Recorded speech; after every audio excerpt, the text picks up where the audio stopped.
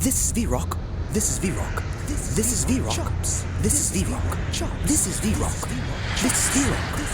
This is VRoc. This is VRoc. Chops.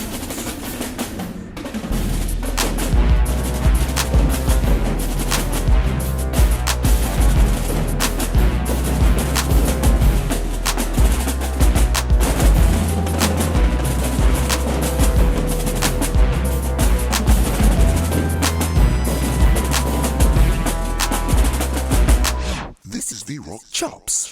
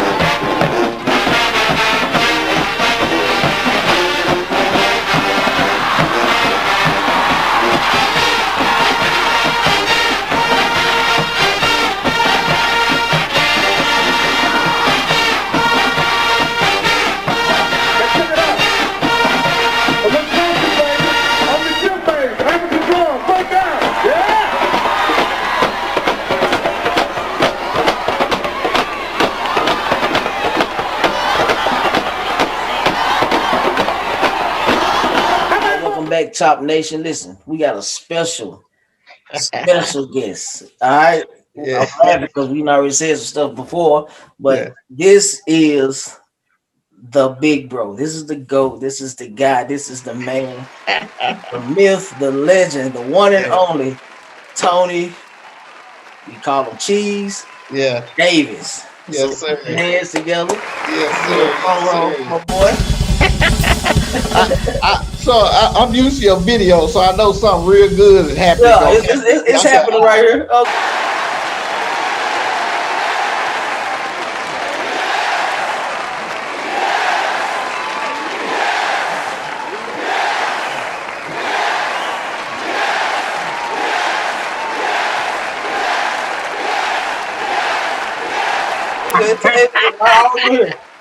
Yes, sir. I appreciate that, bro. I appreciate you, bro, man. How you doing, man? Man, I'm good, bro. Before we even get started, bro, I've been watching you. You know what I'm saying? I've been keeping up. I probably don't watch just about every episode, so I know your structure and all that. But I was watching for a couple of reasons because I noticed your growth, you know, and that brand you creating and all that, man. I'm just proud of you, bro. So I appreciate you, man. Into it, I just want you to know that, man. I'm proud of you. Man, I appreciate that, bro. For real. Like, dude, you know, man, you inspire me a lot, bro. On the other side of things, man. So yeah. Absolutely. We're gonna talk about it. They gonna find out what's what. You know what I'm saying? Yeah, okay. We're gonna keep it teasing for that though. Yes, sir. For sure. Cool, man. Well, let's dive on into these questions, bro. We're gonna start with, of course, we know a lot of us know the answers, but a lot of people don't. So yeah, let's go ahead and get it to them. So, what high school did you attend? And if you attended college, what college did you attend? Okay. So part of, and I told I'll be going off script just a little bit. All right, let's go, bro. Now part of this, I'm gonna have to show love, as much love as I can show. And so I'm gonna name drop as many names as I can remember. Okay. So before we get started, if I forget your name, y'all know we getting them powders, baby. You know how it is. Okay. So man, I started out at Wooddale.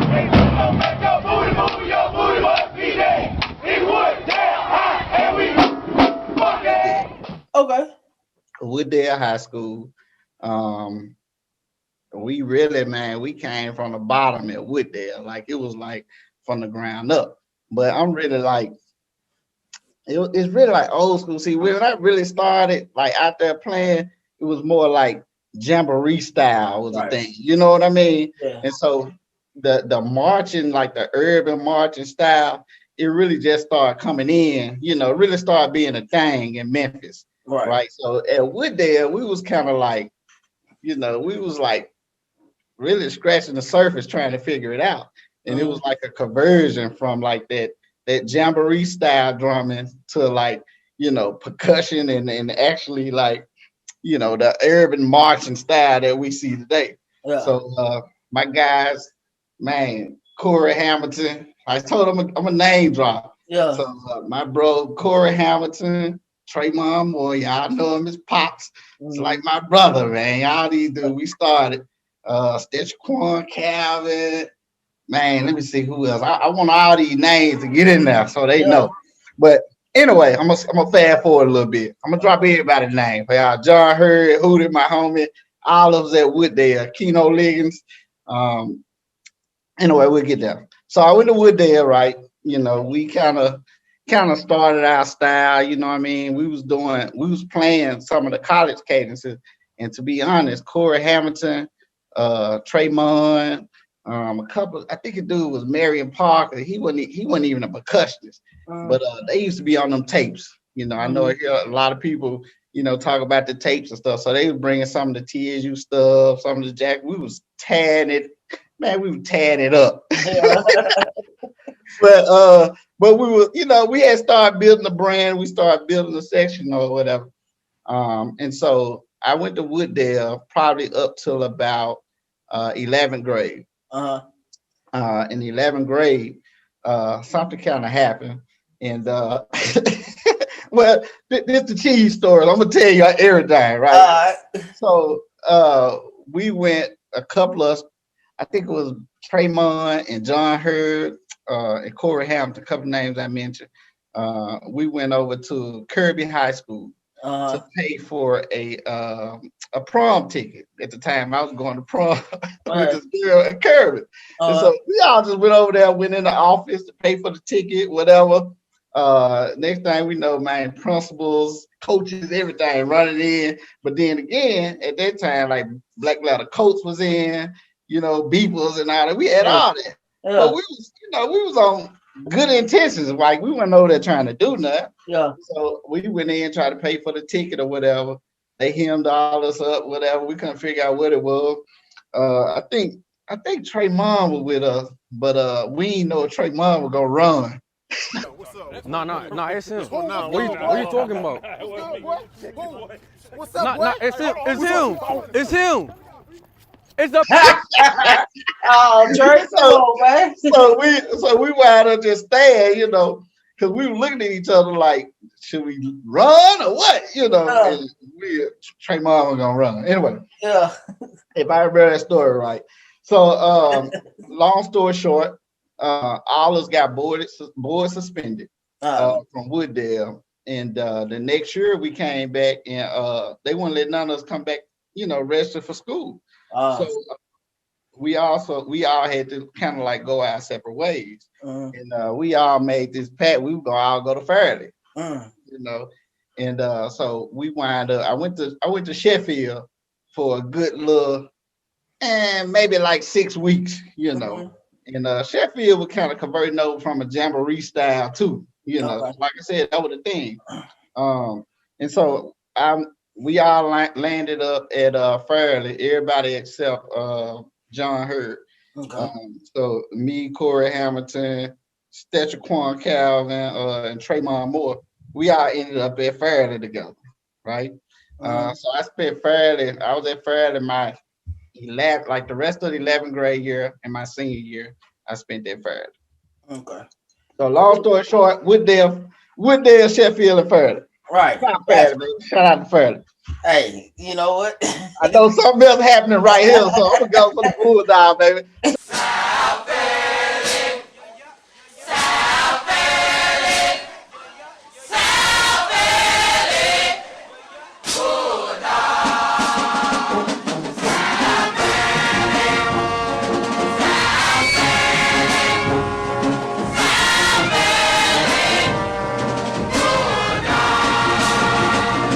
Fairleigh. Yeah. I ain't Haven, but South Fairleigh. I like that little song you play. We got a Appreciate that, bro. See, you got some of your boys that be hating on the Travis Pickens.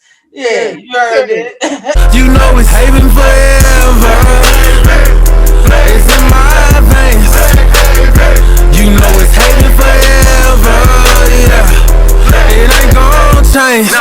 Yeah, my guy. Yeah, Travis. Hey, listen, bro. Cause you my bro, man. Yeah. I ain't gonna even do it this time. I'm gonna let it slide. I'm gonna let it slide on this one. Psych! You know it's Haven forever. Cool. So the follow-up question was what college did you attend, man, for the people that don't know? Yeah. So I know something great finna happen right here, baby. I want something to represent it, right? I went to Tennessee State. That's my alma mater, baby. That's my love. Yeah, that's it. Tennessee State, cool. What year did you go to state, bro? I went in 98. I graduated in December 03. Cool. With the legendary class, Steve Potts. Oh, yeah.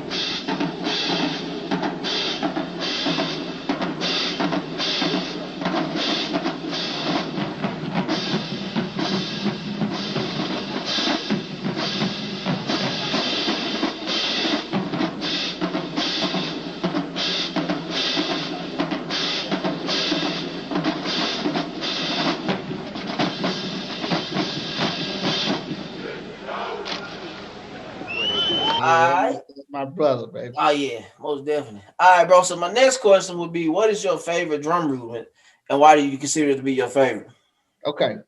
So I don't see everybody video, and everybody who don't get on here, y'all better stop all that line. Got him.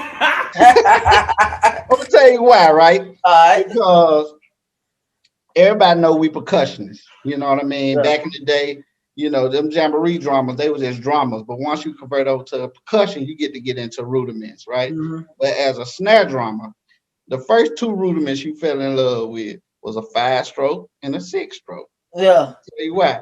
Because the 5-stroke and the 6-stroke was the burn rudiments. Yeah. Right? So even if your wrist game went together, you know what I mean? Them extra pauses, those accents, those were the rudiments you could burn as a snare drummer. Right? Okay. So those were the first ones. Okay. Right now, everybody get to talking about all because the assets and this and that. I'm gonna talk about all y'all professional percussionists. Come on, y'all. Hey, man, cool. You keep it real, man. Yeah, keep it real. And listen, Sunday, y'all better keep it real too. Not you, bro. Not you. Yeah. But the older boys, they know who I'm talking to in this video. Y'all know Sunday, y'all keep it real too. You know it's Haven forever. Right. So what was that moment for you, bro, when you knew, like, hey, I want to play drums. This is what I want to do. I like it. So what was that moment for you, and what were you? So early on, man, I had a passion for music. You Mm-hmm. know, truth be told, if my sisters, man, if they watch this, they gonna trip. You know, but Mm-hmm. back in the day, I had a little radio show. I don't even know how old I was. You know, but I was like a radio disc jockey or something. You know, and Okay. I used to record it, record myself and all that. Yeah. But you know, I had a passion for music early on. Okay. But my mama, shout out to my mama, love you. She bought me some hit sticks. I know something I about. might be too young for them. Nah, I know about them. I Yeah, know I about had some hit sticks, man. I was young, bro. I don't even remember the ages, but you kind of those drumsticks you hit in the air and they make the them. They sound. make noise. Yep. Yeah. And so I remember I used to break the tips off of them all the time because you really ain't supposed to play on nothing, Right. you know. But Make rap drums. between those and the cardboard from hangers, you know, Yeah. those are my drumsticks. Yeah. But so early on, you know, I felt I was the music thing was my thing. I think I had to be about, I don't know, 11, 12. I had a guy that stayed in the apartment complex with us. His name Montagus. I forget his last name, but he was the first dude I ever known to have a drum set Yeah. in an apartment complex. You know Yeah. what I mean? And so we used to go over there and we used to just, you know, we didn't know what we were doing, but we would take his drums apart and just be Oh man. playing stuff, you know. Shout out to him too, man. I'm gonna have to learn his last name. I'm gonna look him up. Anyway, so it started from there, you Yeah. know, and I always knew, you know, I want to play drums. I want to play drums, you know. Mm-hmm. And from there, it was really like the drum set because I Mm-hmm. ain't really know nothing about the jamborees and Yeah. all this. And I must have went to a basketball game at Sheffield. um, I was still young, but I think a lot of those guys they was playing for the majorettes and all that. I said Mm-hmm. that's what I want to do. I want to play. I want to play drums. I want to be a Yeah. jamboree drummer. Yeah. And so in middle school, I went to Wooddale and I went to the band director and I was like, I want to play drums, you know. Yeah. And he was like, okay, you know. He was like, you want to be a percussionist? And I'm like, yeah, okay, I want to play drums, you know, whatever. So I signed up, you know, and Yeah. I'm thinking that, you know, practice, I'm going to practice. I'm thinking I'm finna be in there, you know what I'm saying, with the hi-hat and the Yeah. cymbals and all that. He got xylophone, mallets, and I'm like, okay, what the girls dancing and All all right. that, What is you know. stuff? So really I got tricked into becoming a percussionist, you Yeah. know. So this was early on. This was when middle school was called junior high. I'm predating Yeah. myself, but you know. Yeah. Yeah. But Got you, bro. so I started then, you know, as a really percussionist, and I got into really the full concert band mode. Like it wasn't even no marching drums, it wasn't none of that.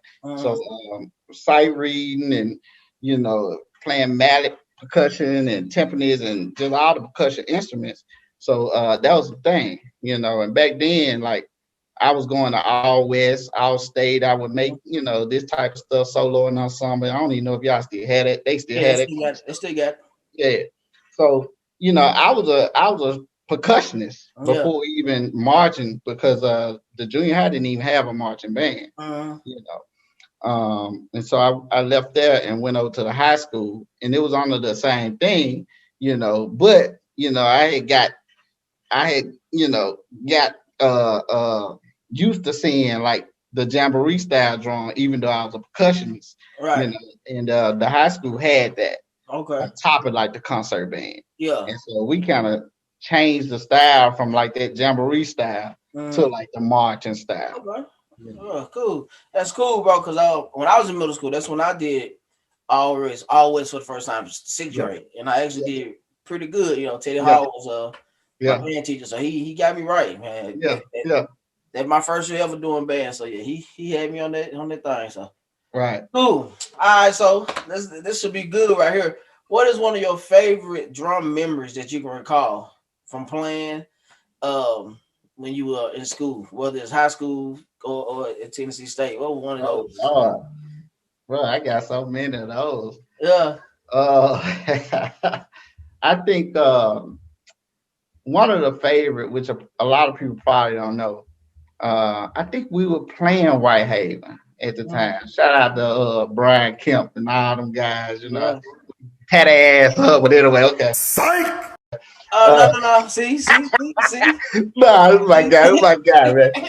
But I think I don't know if we was playing Whitehaven or Hampton. I really can't remember, bro. But we were playing Jackson State solo, Mm-hmm. and it was my thing to be like, I really had to establish myself on this side of the urban drum world. You see what I'm Mm-hmm. saying? Because I already came in the door, like waxing rudiments and all this stuff. Yeah. A lot of people went on it, but you got to think I was a percussionist. You see what I'm saying? Right. So that was part of my thing. So anyway, we were playing solo from Jackson State, and I had came up with this solo called Georgia the Jungle. That's you. Yeah, that's cheese, baby. Keep it Oh, but cheesy. I played. Everybody played George of the Jungle, bro. Yeah, that's me, baby. I did see that. You finna learn a lot of history today. I see, man. We in the right Yeah, yeah. place. But the thing was, I came up with I wanted a solo that was gonna be memorable. You know what I mean? Yeah. It still kind of gave showed my skills. But what I did was when I came up with the solo, I wanted the freshman at the time that was at Fairleigh Yeah. to holler out, "Watch out for that cheese!" Uh, At the end of it. And yeah. we played solo, and I knew it was my time to shine, baby.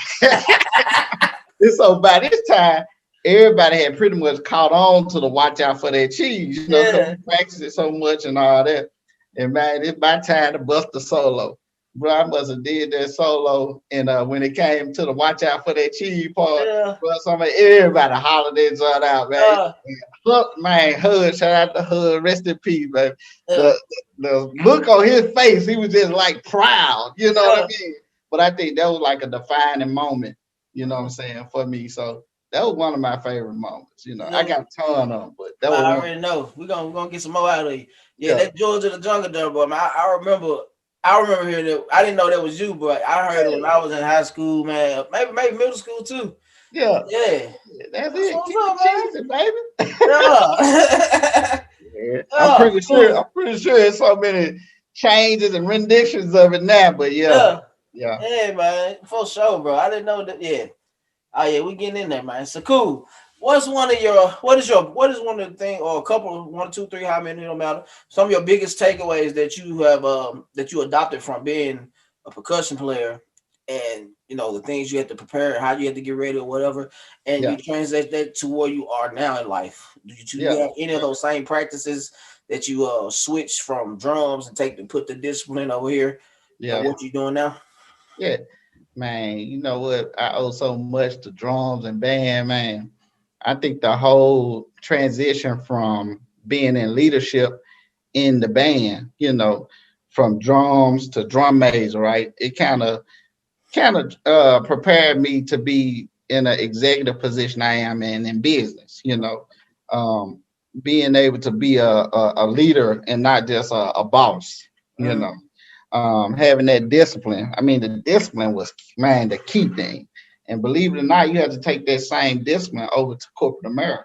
You yeah. know, so I mean, I took so much and gained from drums, man. I can't even, it from characteristics, from my character. Mm, It gave me a lot. So I think the biggest thing though is being in a position of power, being a leader, and being able to impact other people and bring them up to kind of take your place. You always got to kind of train your predecessor.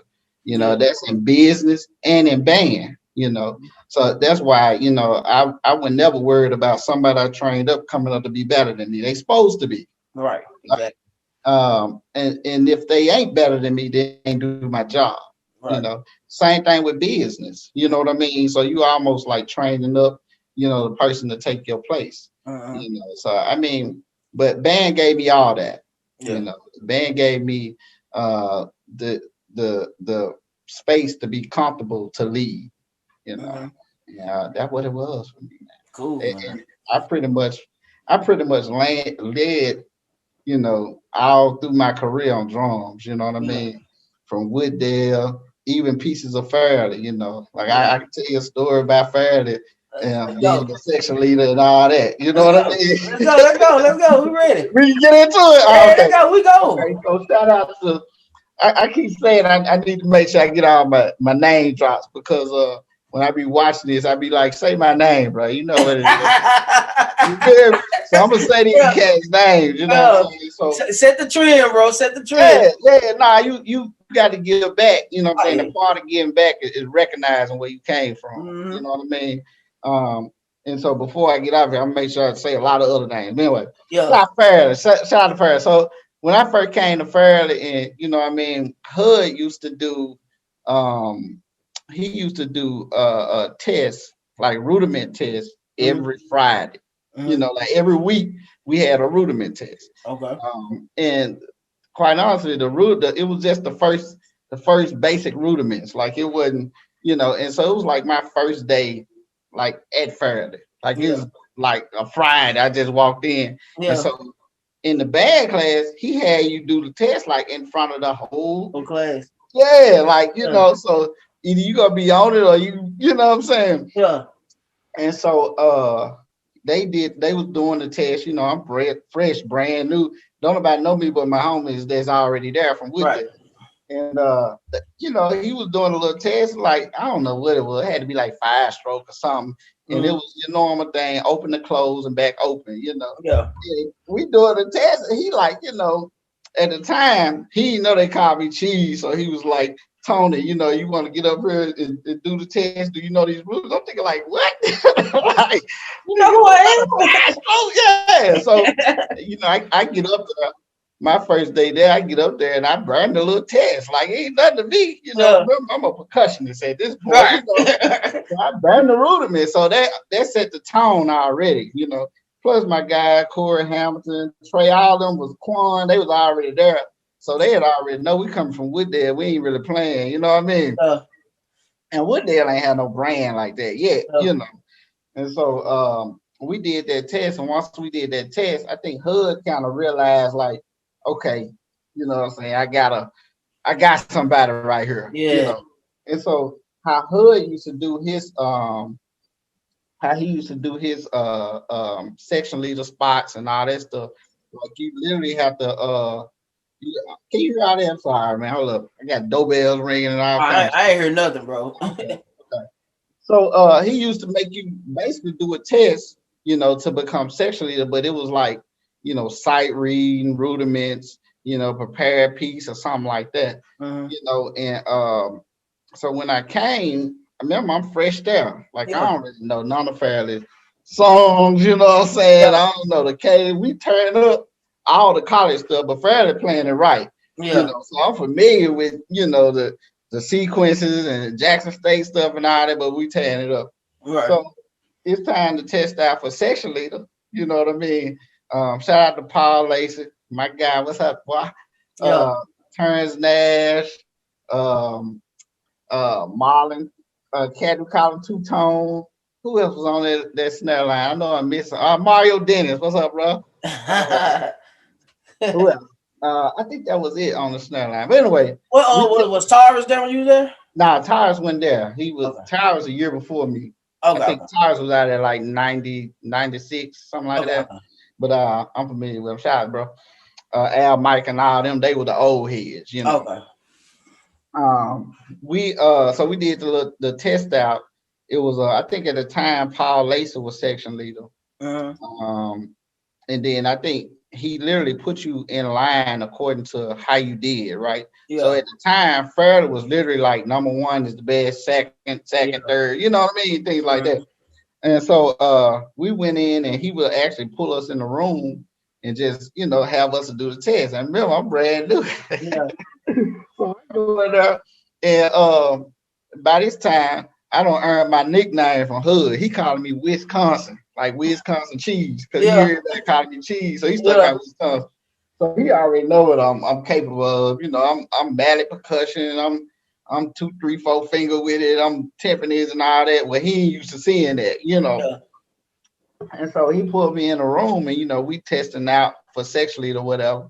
And of course, you know, here again, I've been sight reading since the 6th grade. I've been doing this, so I burned the test. Like I just kill it. So Hood look at me and say, okay, you really sexually, he was like, but what you want to do, and I looked at her, I said, to be honest, I don't know none of the songs. You know what I'm saying?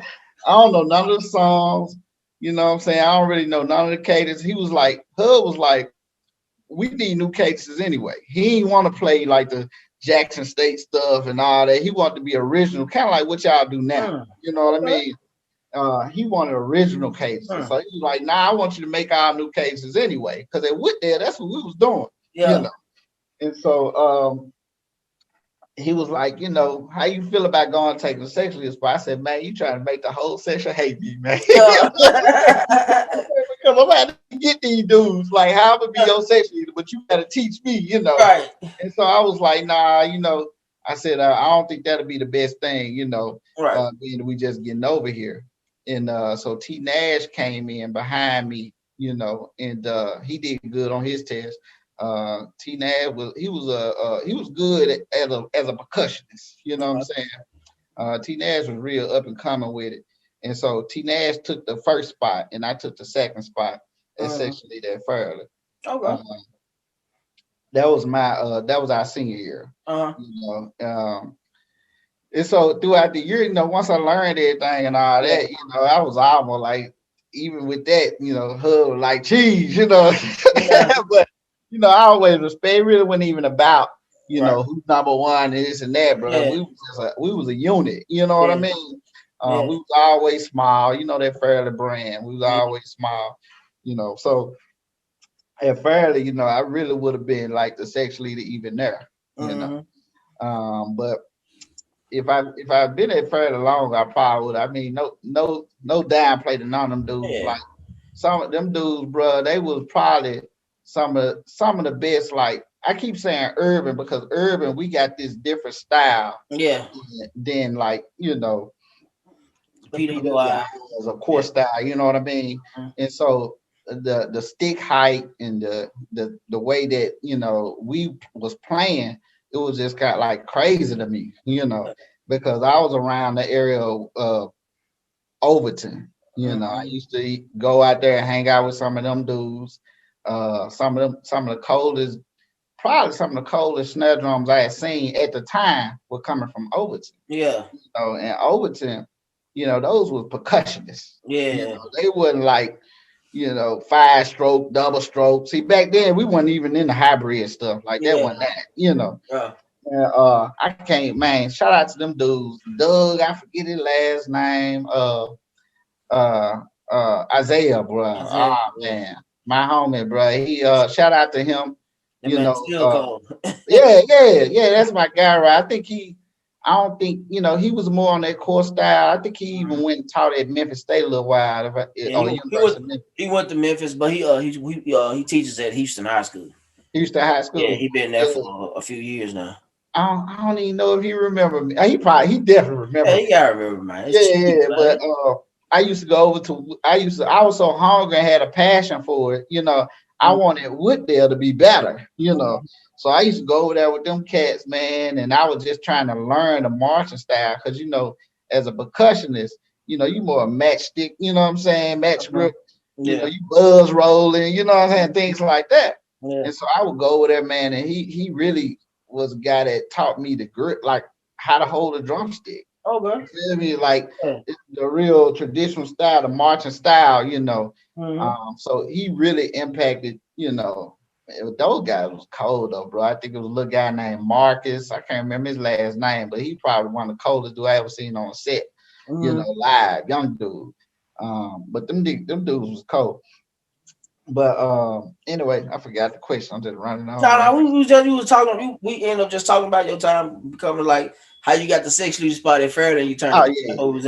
Question on that. Yes. So we talking sex leaders and leading. Okay. So yeah, of course, at Wooddale, Fairley. And then when I went to TSU, I don't know if you're ready to go there, but we can. Let's have one question. How did we get the name? How did you get the name Cheese? Where did that come from? So, man, Cheese came from Wooddale. Keno, John Hurd, Corey Hampton, Trey, all them, they used to say, man, you always cheesing. You Yeah. know what I mean? So, so they used to call me cheesy. Like, bro, you always cheesing. And Yeah. it just stuck, bro. And Yeah. like, they've been calling me cheese since then. That was like, bro, that was like the eighth, ninth grade. You know what I Yeah. mean? And it just been cheese. Folk don't even know my real name to Yeah, this some probably don't know the real Tony. That's day. who it is. Exactly, bro. Gee, Exactly. yeah, man. Like, Cool, people man. say my name cheese. So let's go ahead and recap your senior year because that's your main marching Yeah. year. So talk about what was one of a couple of stories you got from your senior year at Fairleigh pertaining to band and some things that may have transpired and Yeah. so and then too the other question I want to ask too. Let me ask this one first then. Now, let's talk about Fairleigh. Then I guess I asked them. So yeah, let's talk about your senior year. Like once you got in, you started getting acclimated. Yeah. Mr. Hudson wanted some original cadences, which is dope. You know what I'm saying? Right. So, when did that time? Who what was one of the first cadences that you put together for Fairleigh? So Fairleigh, at that time, it really wasn't about original cadences because we worship like Paul Lacey, T Nash, them guys used to have, like Potts got all them tapes. Yeah. Them boys, like if a TSU case, if somebody messed up, we was messing up in the cadence, bro. They had that stuff down to the T, Yeah. And so it really wasn't about at that time. It was so many cases from Jackson and State and all that we wanted to play. We really wasn't going. We had some original stuff. It wasn't nothing I wrote though. I think Funkin', boy, don't get the. It's a lot of stuff that was original Fairleigh cadences. And some of the stuff I probably don't even know the history on. But I didn't bring, like, I had stuff like Mr. Miyagi. We had a couple of cadences that I came up with, but we were sticking to like tradition, the traditional Fairleigh cadences, and like the college stuff. Yeah. Is what we was doing at Fairleigh. We didn't do too much original stuff. I'm gonna tell you a funny story. Once I started working at White Haven, I worked in special needs. So my student that I had, he was it was 101, and his name is Jewel. Well, his name is Steph Harris. His daddy was a section leader in the band at Fairleigh. Okay. Back in the early 90s too. His name is Jewel Harris, and his brother played at Fairleigh also. Okay. Providence Tars might know his name. I can't remember his name. Michael. Huh? Michael, was that his name? Nah, it was some Harris. His last name Harris. Okay. Yeah, but he was talking about when he was in school, all they played was original stuff. He said, man, we ain't play no college case, man. All we played our own stuff. This, that, and the third. Yeah. And he was saying, Maurice Wright, when Maurice Wright, he the one came in and started bringing all these college cases. Yeah. I like playing. So all that, I like, wow. So I didn't know my student at the time, his dad played at Fairleigh also. Like I said it a couple of times.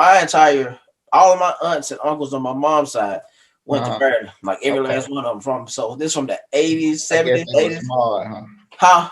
I guess they were smart, huh? No, they got smart after they graduated. They sent all their kids to White Haven. Matter of fact, listen, I'm gonna put it like this: all of my cousins, except for one, only one of my cousins attended Fairleigh. On my mom's side, so only one, and she went over there after she got kicked out of Westwood. So hey, they wanted better for their kids. So, so we better moves on over to that. Listen, I lived maybe 5-6 minutes from Fairleigh. I never thought about it. I passed. I'm like, keep going for tunnel vision, baby. We ain't going over there. yeah, man. But no, it's all good, man. So cool, man. So let's talk about what was your decision-making process. Why did you choose Tennessee State as the school you wanted to go to? Did you have any options, or was there other schools that you were leaning towards, and what made you make the decision to go up 240? Okay. So y'all gonna think this funny, right? But coming from the Wooddale, the Overton, you know what I'm saying, over from there, I didn't even know about the, the funk, you know what I mean, like the Tennessee States, the Jackson State type stuff. I was looking at like Ole Miss and drum corps and you know what I mean, University of Memphis. So coming over to Fairleigh, really those guys really kind of put, they kind of influenced me to go more HBCU and things like that. Um, a lot of people, I guess, by my senior year, I was really buzzing. And Hood used to be good about taking us to different homecomings. I remember going to FAMU. They used to try to get me to, they were trying to get me to audition on the table. But people already knew me. Like it was just, it already, like my name had already started being a brand. Yeah. I had a cousin who, I was born in Mississippi. Okay. So I had a cousin who was that dude on tenor at Jackson State. Okay. So they were trying to get me to go over there. But I think that TSU, what really kind of influenced me is when I seen TSU play. The patrol came down for that Battle of Drummers. Shout out to Corey Coates. Corey Coates, You know what I mean? He kind of started that real like the entertainment side of a Battle of a Drummers. He added, but when I seen when I seen TSU, up there, I seen Jackson. I thought they were funky. You know what I mean? But TSU was more of, it fit me because TSU were more of the rudimental drummers. I could see in their cadences, I can see the structure from the snare drum. So it's like I'm getting the best of both worlds. I'm getting the rudimentation and the same as the funk, versus I felt like Jackson at the time, W2, shout out to them dudes, but whatever. They were more, hunching and stick twirling.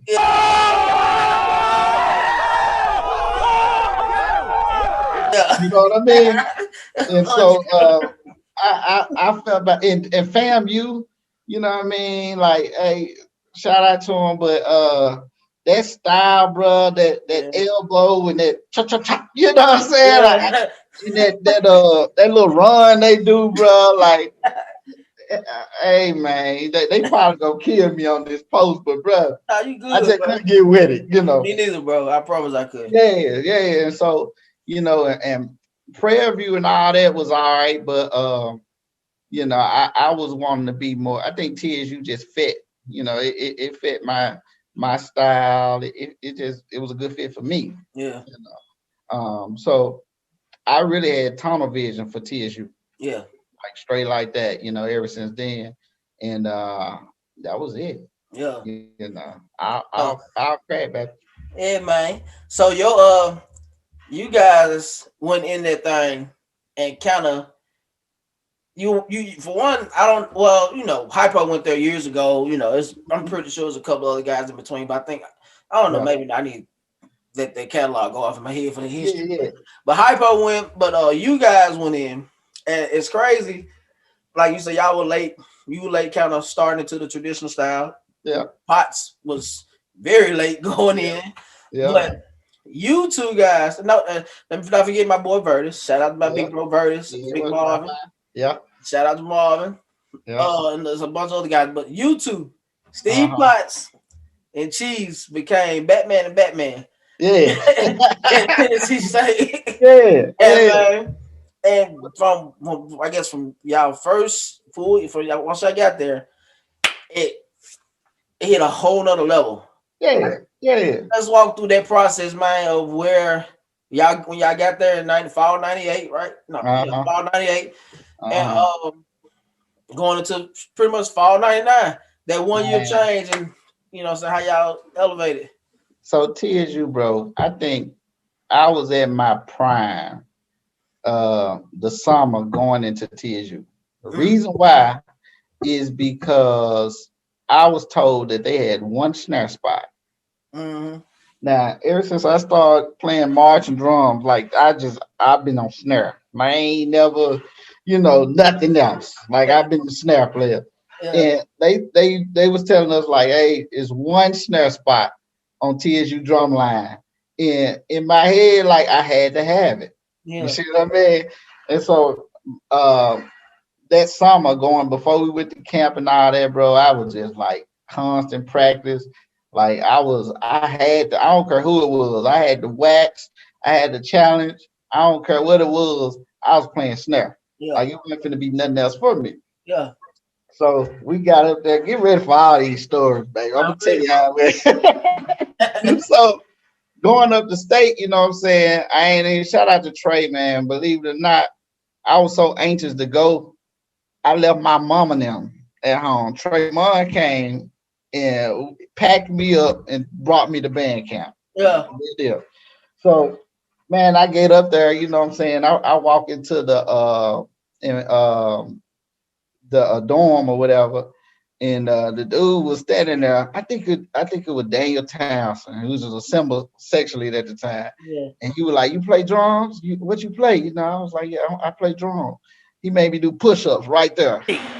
Help me! You know what I'm saying? Preach it. I'm like, shit. He's like, "Oh, you play drums?" You know what I mean? So he, so the whole time, you know what I'm saying, I'm nervous. I don't know what's going on. I'm there. I'm like, yo, I got to make the snare line. If I don't make the snare line, like, I don't know what to do. Yeah. So we go now for the day of reckoning. We go to band camp, and what they did there was shout out to Johnny Lane. That's my main, he'll confirm that somewhere up in there. But anyway, so they would pull us, him, the section leader, Anthony Woodard, my guy, at the time. They pulled us and they was like, yo, everybody got an audition, And I don't know if you know how college is. I said, wait a minute. Wait a minute. Wait, first of all, you're not going to speed past that like you didn't just say what you just said. But when you come to college, you might have, section leaders who they was probably the coldest at their school. Yeah. You see what I'm saying? Or they probably was the best in, at wherever they was at, Yeah. So we get there and had the folks in the hallway, we waiting to, go in and test. They had snare sticks. Yeah. Everybody trying out for snare. Like literally, like half the people had snare sticks. We talking. He was the section leader in his high school. He played snare. He said, I'm like, damn, so I had competition on this snare. Yeah. So they came out, and John Lane was like, all right, we about to audition, and this audition gonna tell you what drum you on. Mm-hmm. Right? So it don't matter what you play, you gonna have to make it, And so we standing there, and I remember like yesterday, bro. Potts was like, me and Potts, I had new Potts from Memphis. We did a couple of Dog Side. I seen his video telling him, so I knew Potts, but we didn't really like know each other to stay. Right. But I think we were from Memphis, so of course Memphis we had our own bond anyway, right out the gate. Right. So Potts was like, I remember like yesterday, like man, Cheese, you ready? He was like, Cheese, you ready, bro? There ain't nobody got to know you ready. Yeah. I'm like, man. He was like, so they was standing in the highway like, all right, either somebody gonna come in here and go first, or we gonna choose somebody. Yeah. Potts was like, Cheese, gone, man, you got it. Yeah. Like, all right. So, I went in the room, I went in the room. Like it's about to go down. They set it up there, they put a sight reading thing up there. We had to do a prepared piece. I thought they was I had started getting on my hybrids, like, bro, I'm loose. Like, I'm talking about, like, I'm ready to burn anybody. Yeah. I ain't even not playing. I was at my peak. So he get in there, he called out like 5 rudiments, bro. And it's like, the double stroke, open the close, paradiddle, open the close. I'm sitting there like, you gotta be kidding me. Like 6 stroke, open the close, you know what I'm saying? Stuff like that. So I've been there like, all right. What? At the college level? All right. That's how else you want? I'm burning. Like I'm burning all that. sight reading. I'm a percussionist, so I'm sight reading. I don't ran through the piece. It was like a military piece. Man, I just ran through that because I do that. That's what I do. So when I got through, Johnny Lane was like, you took one of my classes before, you played one of my, I'm like, and quite honestly, I had never met Johnny Lane. I didn't know who he was, none of that. Yeah. No, but he was like, wow, okay, you know what I mean? And so, but the problem with that was for the rest of the people who were auditioning, I set the tone. Yeah. You see what I'm saying? Yeah. And so I set the tone. So we stood there in the hallway. I came out. Pops was like, "Ooh, You gonna learn today." I was like, man, you killed that. I'm like, man, for real. I said, I felt like, bro, they asked me to do a 6-stroke, bro. Remember I said 6-stroke was like the first thing you learn how to burn, you know. So I mean that thing, all right, so everybody, one by one go in there, audition. Then they pull us all in a little practice room or whatever. And they were like, basically, I think they had our name on the board. Or not, they might have called our name and told us where to go. I was the only one to make snare. Oh, man. Yeah. So freshman year, I was the only snare player doing band camp. Because, like I said, I had set the tone. I went in that thing loose. You know what I mean? And so all through band camp, I'm trying to keep up with, I think it might have been like 4 basses, 3, 4 tenors and the section leader. So 3, 4 cymbals and then 1 snare. So I got to overcompensate, you know what I'm saying? But bro, I was so loose and cold, like shit. It was like crazy for Johnny Lane. So Johnny Lane started calling me Clyde the Glide. Clyde the Glide, yep. Old Clyde, that's what he called. Exactly, he said that. Clyde the Glide. Clyde, you just glide, So he's calling me Clyde the Glide, bro. So at this time, I'm ready, you know what I'm saying? So if I'm playing and the section lead playing was his aunt was standing next to me. And I could tell, the section lead was like, God damn, you know what I mean? Because like I said, I'm ready for it. So, I mean, I came in like, bro, I was burning it up. So that set the tone, you know what I'm saying, for me as section leader. Even right then, what one of the proud moments I had was we had this song that used to call Bond Opener. Yeah. I don't know if y'all still play that, right? Yeah, we play it. Well, they still play it. They still play it, right? So before we came, the class is 96, 97. I think like all the stars had got kicked out, and it was just, basically freshmen and sophomores, like the junior level players or whatever, and they couldn't really never get the solo right, like for it to sound like, like a college solo should sound. And so I think the section leader at the time was Kevin. I forget Kevin's last name. Shout out to him. But he was the section leader before Ant, who was section leader for me. And he used to be the only one that could play the solo because the line just wouldn't get it right. So freshman year is me and Ant, you know what I mean? And of course, I don't learn the solo, so I'm burning that type of stuff, And so we in front of the whole band, not the whole band, it's the freshmen and the section leaders or whatever, other players. I mean the freshmen and the section leaders. Right. And basically Dean was like, shout out to Dean Sexton, my guy. Yeah. He was like, you play it by yourself, Yeah. So, I'm like, all right. So this is another like Georgia the Jungle moment for me. Yeah. So I know, all right, this is my time to shine, because before now, all the freshmen and all that, they couldn't play Bond Opener solo. Yeah. So we get to it's a build up to the solo. I just open it up, you know what I'm saying? Man, Dean gave him the hubba. I don't know if he still used to do that. Yeah, I'm pretty sure he still do. Yeah, so everybody, you know what I'm saying? And that kind of like gave me my like, all right, welcome to TSU Cheese, you know what I'm saying? And so from there, it was like, all right, if Cheese could play it, he's setting the tone.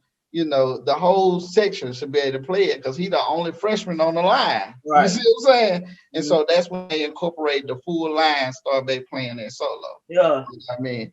And it was like a situation where y'all had to get it right because the freshman ain't finna show y'all up. You know what I mean? And it was a real like aha moment for me.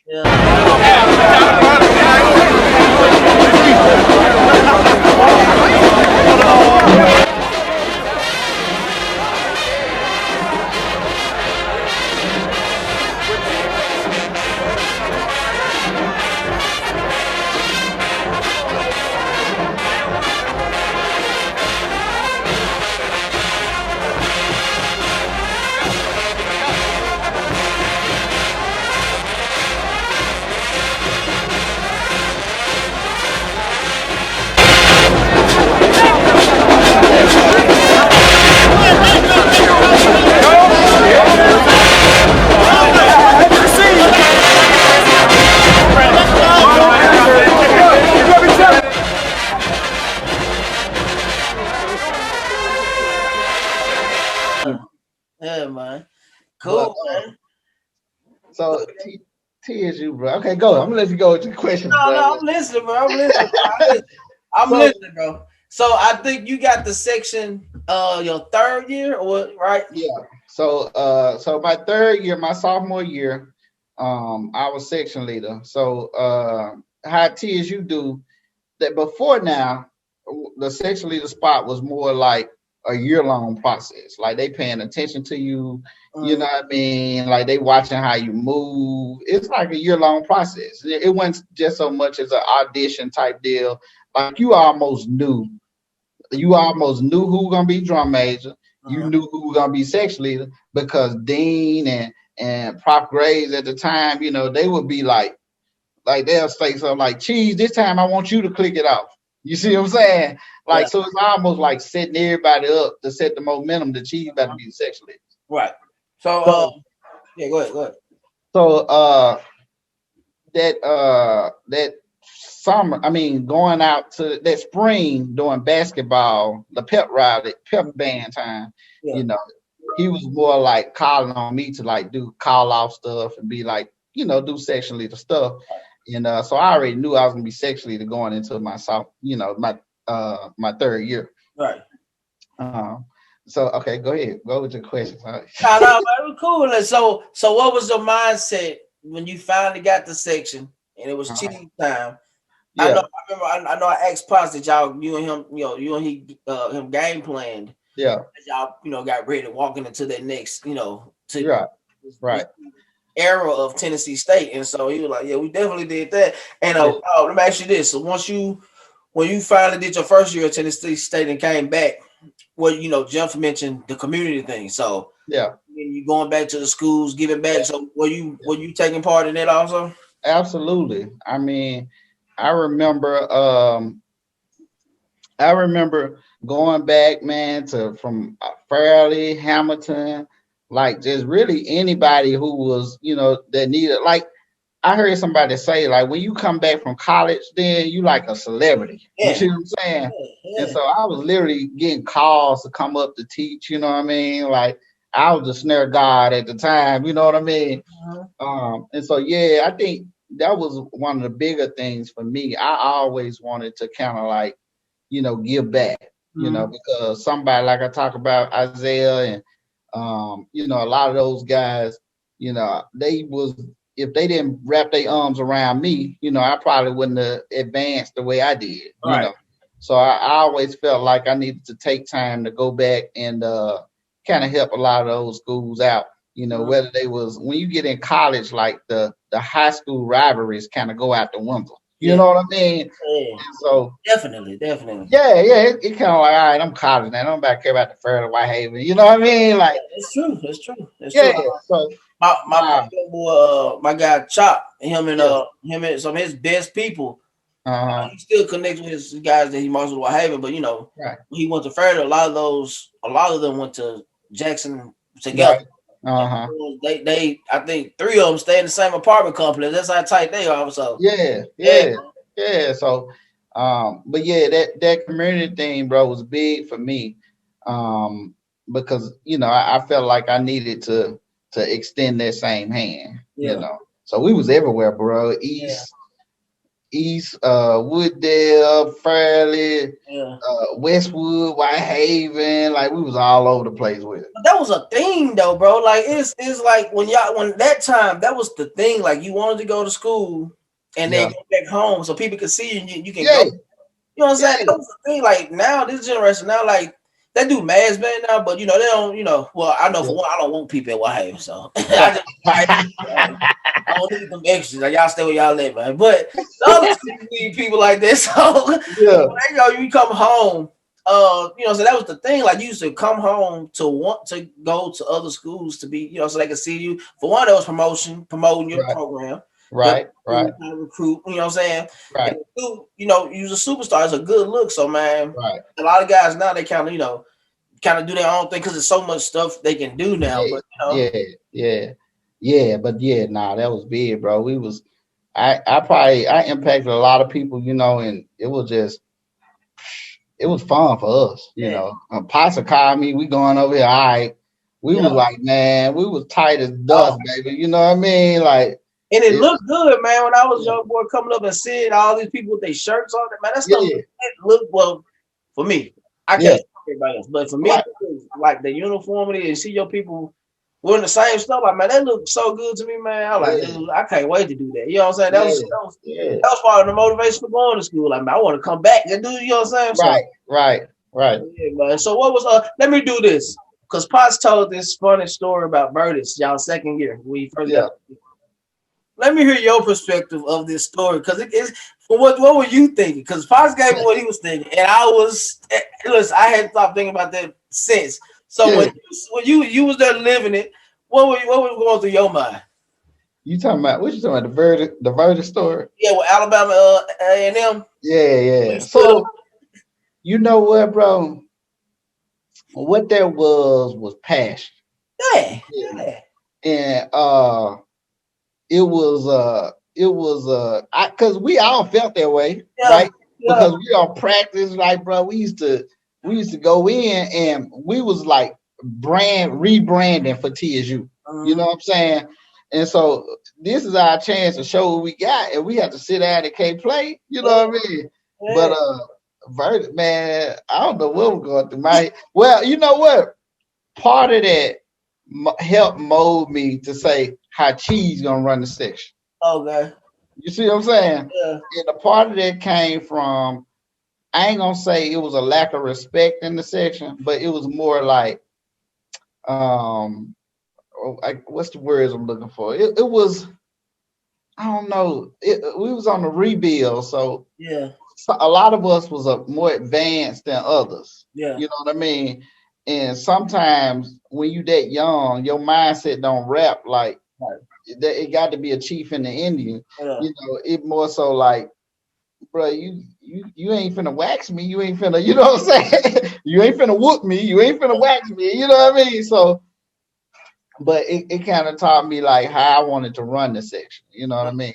But I got so many crazy stories like that though, man. That was crazy, and it had to be probably worse for Potts because it was on his drum. So then he got to think: do I follow suit? You know what I mean? Like, what do I do? You know? And then I think at the time he was like I think he was running I think he was running the bass drummers at the time. You know, and I think Vertus had in mind like we ain't finna go out like that. Yeah, man, I get it, man. Yeah, and, you know, especially when you're younger, man, you think like, man, it's kind of like, let's say in sports or basketball, don't play hero ball. You know what I'm saying? And when you're younger, you don't think like that. You think about, like, no, y'all got us messed up because it happened. I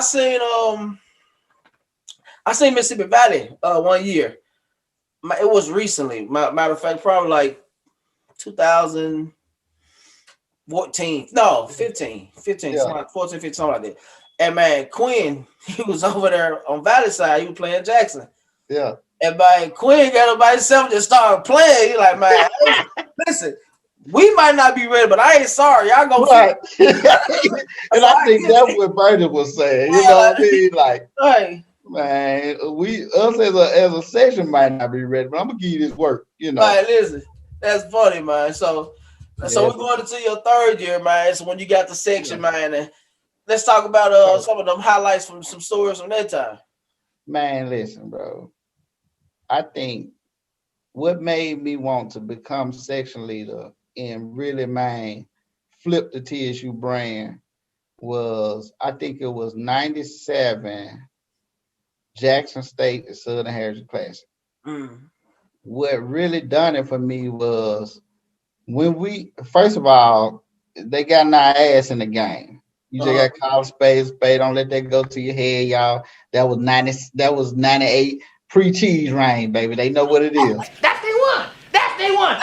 So pre-cheese rain. I don't think y'all seen us in. Ain't that right? He ain't lying. But anyway, um, man, we was going to the buses. You know what I mean? And Jackson State kicked the funk train. Like after they done went on here and gave us the business in the stand, we walking to the buses, bro, and these boys stopped and kicked funk train to add salt to the wound, bro. Oh man. Then I'm thinking like, man, when I'm be section leader, bro, I'm gonna show y'all. You know what I'm saying? Like ain't gonna be none of that, bro. Yeah. So when I the summer before, me and Potts, you know, we was already thinking things like, you know, so yeah, we did a little pregame and you know what I mean, and kind of getting on the court of how we was gonna do it. You know, all my section leaders, bro. So it was like the respect I had um going into it was already like immaculate. Like, you know what I mean? Like from the band directors, from you know the section leaders, the upper class, and all they already had mad respect. You know, not to be cocky or nothing. It's just that you know it came out through my playing and all that. And plus, I was just a straight up cool guy. You Yeah. know, but going into that, man, I knew that the section had to. I ain't gonna say fear me. You know Mm. what I mean? Because you know, you don't fear no man, but I want them to have a level of respect for me that they knew when we scrap up, it was straight business. Right. You feel me? So I started like, bro, out the gate. Like I'm talking about band camp, bro. Like band camp, everybody, if you wasn't horse, you know what I'm saying, coming out the practice field, you ain't do what you was supposed to do. Yeah. Like I don't care what the band were doing, I don't care what, but if you over here, if you play drums, you in cheese section, this is what we doing, right? And so I got so military and so man strict with it. Like when somebody get in trouble in the band, they wouldn't even send them to the drum majors. Yeah. They send them over there with cheese. You see what I'm saying? Because I ain't play no game, bro. Like that's just what it was. And Potts was like, you know what I'm saying? Potts. I keep saying me and Potts, but I got a shout out to my other section leaders at the time, Scott May, and Daniel Townsend on cymbals. You know what I mean? And they all three of them had a level of respect for me. So they knew, okay, Chi, we're gonna follow you. Whatever you want to do, we're gonna follow you. You see what I'm saying? Yeah. And so whatever page I got on, they got on. Yeah. You know what I mean? And to me, it started there, you know. And I decided to run my section a little different. It was always like you only strong as your weakest link. Everybody knew that. You know what I mean? So my thing was if we got a weak link somewhere, if we got a freshman or underclassman that wasn't doing it, I wasn't gonna get on them. Mm. You see what I'm saying? It was the upperclassmen who got it from me. You see Yeah. what I'm saying? And in turn, the freshman got it from the upper class. Yeah. You see what I'm saying? Because if this freshman ain't on his job, that means the upper classman do what he's supposed to do to get him there. Right. You know what I mean?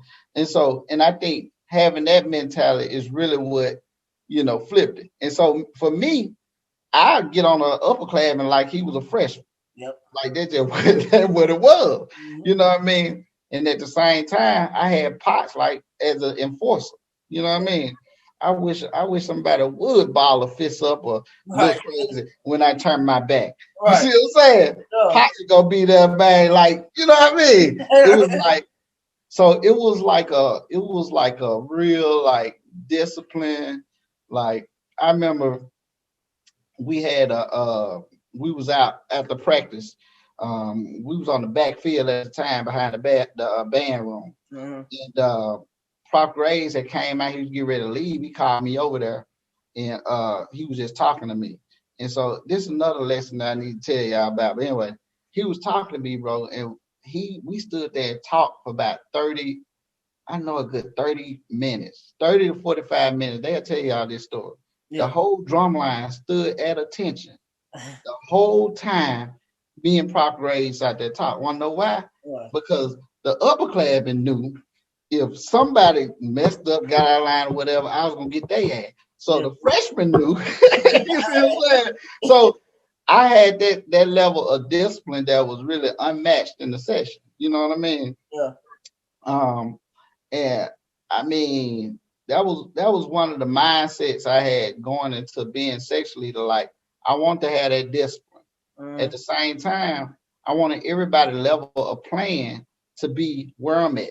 Because if I run a solo and my weak link who's standing in the middle, can't keep up with it, we can't run that solo. Right. Why? Because when somebody with a camera or somebody who's a real percussionist is listening and they don't hear one snare drum, I don't care if it's 50 of them, if they hear that clutter, you know what I mean? They ain't gonna say the dude in the middle wasn't good. They gonna say Tiz, you snare line sucked. Right. You see what I'm saying? Yep. So I ain't care who played. I ain't care what it was. It was unison. You know what I'm saying? We was one cohesive unit. Yeah. You feel me? Like we can't play it if one snare person can't play it. Right. We can't play it if one tenor person can't do it. You see what I'm saying? Like, and that was my mindset. Exactly. Yeah. Go ahead. I'm listening, bro. At the same time, you know what I'm saying? I wanted to redefine the tradition. You know what I'm saying? A TSU of the stars, you know what I mean? Like I want to redefine the tradition. So I want to bring back that stuff that was gonna make, the alumni feel proud when they came. You see what I'm saying? Yeah. And that was it. So before we got into all the other stuff, it was more like, okay, let's redefine the tradition so we can make our alumni proud. You know what I mean? Now, what people have to realize is that when you build up a passion, it becomes a part of you. You know what I'm saying? You have these certain expectations. You showing a level of respect when you incorporating that tradition back to them. You get what I mean? Yeah. And I think that's what we was missing because, my freshman and sophomore year when I went section leader, bro, all the stars would be there with megaphones, like, bro, like it was brutal. Like you standing on the ends, you finna get it, like, bro. It's like, oh, y'all terrible, like this and that, and that. And I wanted to make sure when we went to the first game, you know what I'm saying, I wanted to make sure could nobody say nothing. Yeah. And it was just all proud. You feel me? Like, okay, now let's get it. Yeah. At the same time, I had a big vendetta with Jackson State. From 98. Oh, man. Listen, as long as Cheese run that thing, Jackson, I ain't give a damn, bro. Yeah, I was finna catch all this work. I'm talking about, they'll tell you, you know what I'm saying? Everybody know from my reign, baby, that Southern Harry class when I introduced the train. Yeah. You know what I mean? Yeah. Like they knew it was all work from them. Yeah. Come on, man. Paul Benson, shout out, baby. You know what I'm saying? All them guys, Mario Dennis was over there, all them guys, man, they know what it was. You know what I'm saying? But my thing as sexually, I just want to reestablish TSU as a force to be reckoned with. You know what I'm saying? At the same time, keeping the tradition and at the same time, keeping up with the times. You know what I mean? And that's where the funk train came from. Yeah. And so now I hear all the new cadences and this and that. That's called evolving and keeping up with the time. I get it. You feel me? Because I got slack about the train. You see what I'm saying? Because the old heads was like, that's some new stuff, whatever. You know how it go. Yeah. I got slack about it. But when I say that put us on the map, I'm talking about, well, when we kicked that thing in the Southern Harry class, nobody expected it. You see what I'm saying? And believe it or not, when I came up with the train, all of a sudden I made up the train. And then when we got there my freshman year, I enlisted everybody to help me out with the moves. Yeah. You know, so some people contributed to the moves and stuff like that. But I came up with the basic groove. At the same time, I wanted to keep that rudimentation, the tears you had, you know what I'm saying, that drum set feel, you know, all that was me. You know, I pulled that thing together. And before the Southern had a classic, I remember I went to Dean like, yo, Dean, Jackson State be getting at us with a. I came up with this train, you know what I'm saying? He was like, all right, Chief, you know, I could do no wrong to them. All right, Chief, we trust you. He said, all right, well, y'all get together, we want to see it, before y'all do it. And so I knew if it messed up in any way, we weren't gonna be able to do it, you know. So when I finally got into it, man, I drilled that thing with them boys, they probably was sick of the train. I brought Dean, I don't know, all the band staff came out, a lot of the band came out. Chief and introduced the train, you know what I'm saying? This is another Joy of the Jungle moment, you know what I'm saying? Bruh, remember I used to make them holler. And the reason why I used to make them holler is because I wanted people to recognize, I wanted people to see us before we came. You know what I'm saying? And so part of that from pre-drill that we used to do all that hollering, it was building them up for what we was gonna do, you know, throughout the season. Yeah. So the train, you know, we got chants, we got this and all that, right? Yeah. And the whole point of that was I want Jackson State to hear us from the end zone over there to where they sitting that way over there. Yeah. So everybody need to be hoarse when we finish this train. Yeah. And the band staff, half the band was out there. We kicked the train, bro. Dean Sexton said, Chief, you have to do that at every football game.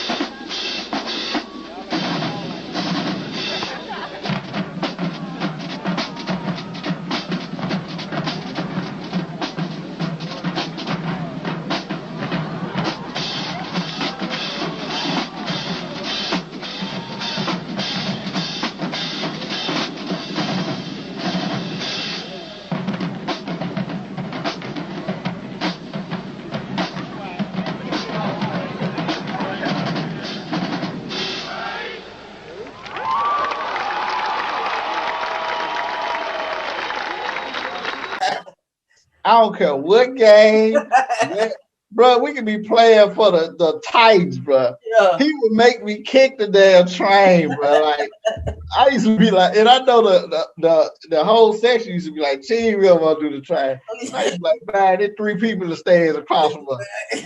He wanted us to do the train, bro. Ever since then, at every game, bro, they'll tell you. I don't care if it's a battle. I don't care if we performing for some kids, cheese, train, goddamn. I made it for Jackson. You know what I'm saying? He made it for one school. He want that done around the world. Everybody get this train. East to Illinois, y'all gonna all get this train. Everybody run this thing off the tracks. And the thing it was so repetitive. We had to do it so much. I said, man, I need to remix it. You know what I'm saying? So I actually came up with Train 2. Oh, okay. So you did both of them, John. So Okay. I made Train 2, right? And the reason why I made Train 2 is because we had started doing Train 1 so much. Yeah. I'm like, man, I need something to motivate these dudes to, you know what I'm saying, to do it again. So, quick story at Train 2, Southern Harris Classic, I'm about to kick Train 2 and introduce to the world. Everybody used to know back then that Southern Harris Classic was a time to, put out something new. That was the time if you really want to showcase something for TSU, because we didn't have a lot of HBCU, whatever. And man, we were finna get ready to kick Train 2 to introduce it to the world.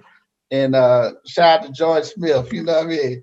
I had the drum line was so disciplined, bro. We lined up to get ready to play to do the Train number 2, introduce to the world. People coming down, like you could see the people coming down from the stands, like it was like that, you know what I'm saying? So I like, all right, man, we finna kick it. Damn, one of the damn staff, the people with the yellow shirts that be around the garden field, you know what I'm saying, was gonna try to walk through the goddamn cymbal players. They all know, Cheese, you ain't finna cross no Cheese line, baby. I don't care. You in the band, whatever. Everybody knew you not gonna go through the drummers. Like that's just what it was. We was just like that. You know what I mean? And he don't know. You know what I'm saying? He just trying to get out the way. Yeah. So to get out the way, he'll go through the drummer. Man, all I heard was drums crashing. I look back, Jordan, man, he got a cymbal on the main neck. Like the dude got Jordan, he got a cymbal in the main neck like this. Because he don't want to cross the line. So man, next thing I know, people get to running, taking off drums. Y'all know what time it is at that point. I turn around, I look at the band staff, I turn back around, it was like slow motion. I'm like, no. Oh. And of course, by the time I can get it all settled down, man, gotta go. Man, they were like, nah, Chief, come up. You know what I mean? And so we didn't get to kick Train 2 to introduce it to the world, Yeah. But later on, we got to do Train 2, but it didn't hit the Southern Harris Classic, so people didn't catch it like, Train 1. Yeah, man. I think we played Train 2 my 9th grade year. Yeah. Clint came back. And talked to us for Clint, been a minute. Yeah, man. Oh, Clint Hayes, man. Yeah. Hey, listen, bro, I was listening to what you were saying about how you held the section to the upperclassmen. Yeah. To a high standard.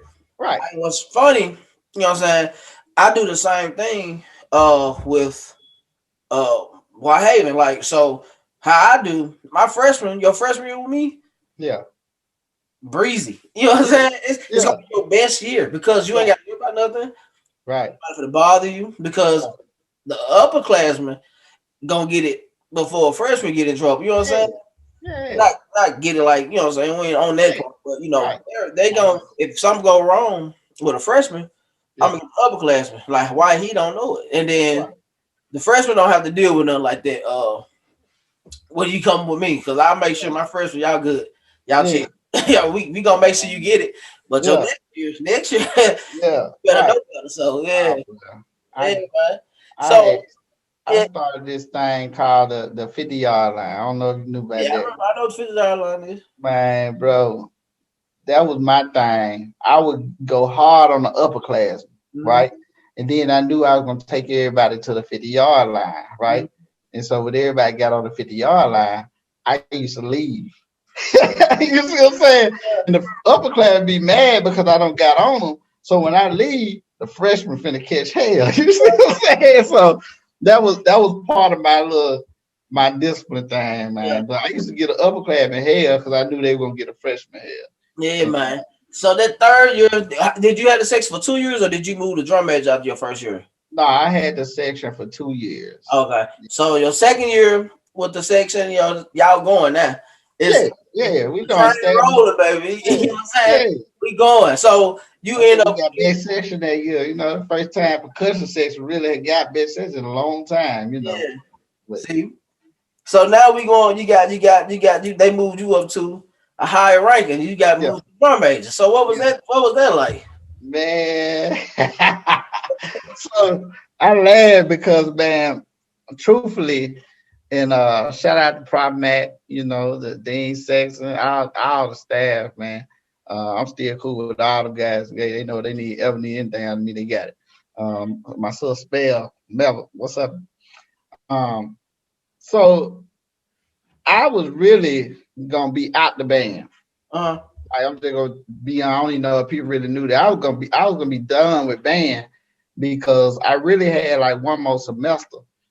I mean, I had really one more semester, and I wanted to know what it felt like to be at TSU without being in the band. Right. Because if you're in the band, like band your whole life, you know what I mean? Like people kicking in the student center, we had band practice. You know what I'm saying? Like, so I was really gonna be done with band, but they came to me and they was like, "Gee, we want you to be drum major."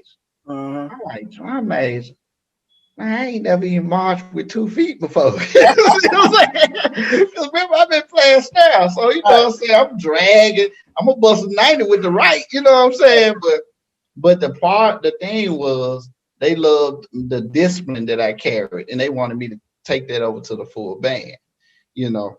And in my head, I'm like, oh, it might be cool to be drum major. Everybody want to be drum major. You know how that go.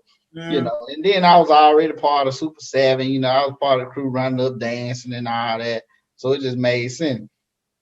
So when they asked me to be drum major, I always thought it was weird a little bit because, I was a percussionist. I had never played any instruments. Like I couldn't, I couldn't nothing, but I can count something off, I can direct, Right. So it was a tough transition for me because, I just been percussion my whole time, and I knew discipline, but I knew that this is another thing that transitioned from being a drum major and leadership in the band to how I do in corporate America today. You know what I mean? Is I quickly learned that you can't manage 2 people the same. Right. You see what I'm saying? Because what you can do and say to this person, you can't do and say to that. They'll take it totally different. Now in the section, we was hard. Like, bro, you might got some cuss words. You might got, some fish to the, you know what I'm saying? Like, but we was tough. We was drummers. You get what I mean? Like, you talking about people who busting their hands on drums, on side of the drum, and, clapping their skin with the cymbals. We tough. You know what I'm saying? So, everybody had thicker skin on the drum line than the band because band is full of woodwinds and and females and things like that. And mind you, this is my last year, my senior year. I'm getting ready to graduate. I got one more semester, so all this stuff got to run through my head. Like, you can't run the band like you run this. They wanted me to run the band like I ran the section, but I'm thinking like, that's not possible. You know what I'm saying? Like, I can't do it like that. But it was like everybody already had that level of respect for me from the band. I mean, from the drummers. So it just transitioned over to drum major. But my passion to be a drum major wasn't the same as being a section leader on the drums. Right. You know what I mean? And so I took it serious because not only did they have me to be drum major, they had me to be head drum major. I mean, like, I was the head honcho out front on drums, a star. You know what I'm saying? Like, so I don't reset a whole different trend when we was really radicals, outlaws. You see what I'm saying? So it's like, how you still reach these levels when this the perception of us? That's because I had a different level of respect and I ran my stuff a way different way. And people had to learn that, you have to move in a way where it's respectful, but you still get what you want. You know what I mean? I don't know if they come across right, but you get what I'm saying? Like, it's just a level of respect. You got to respect a band director's position. You got to think about the what they putting on the table to allow you to do some of the stuff you're doing. You see what I'm saying? Right. And is it worth them jeopardizing that? You see what I mean? So you have to move different in there, and you have to understand their position. And I think a lot of the percussion or the drummers that came before me, a lot of them didn't have that mentality. You know, it was more like, this is what we want to do, this is what we're gonna do. And they ain't realizing, you know, what you know could be the implications if some of this stuff went down and they allowed it to go down. You know what I mean? Right. And so you had to move there. But anyway, as drum major, you know, back to that, you know, it was more like this a once in a lifetime thing, you know what I'm saying? Let's get it.